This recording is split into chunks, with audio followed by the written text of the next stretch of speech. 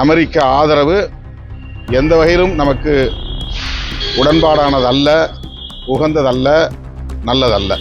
இந்த போர் நிறுத்தப்பட வேண்டும். அதற்கு நம்முடைய இந்திய அரசு, இந்திய பிரதமர் உரிய முயற்சிகளில் ஈடுபட வேண்டும்.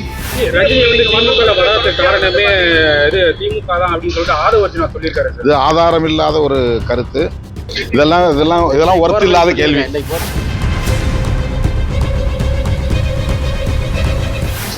இந்தியாவுடைய வெளியுறவு கொள்கை கவலை அளிப்பதாக இருக்கிறது.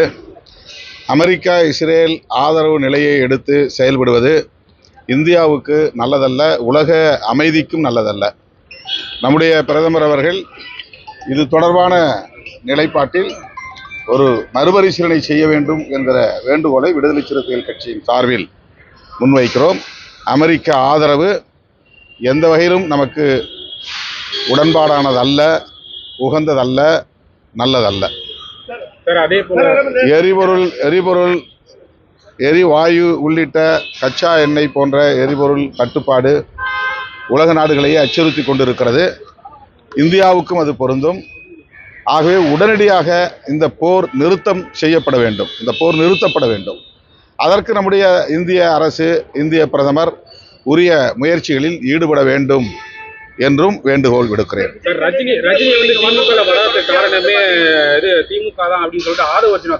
இது ஆதாரம் இல்லாத ஒரு கருத்து.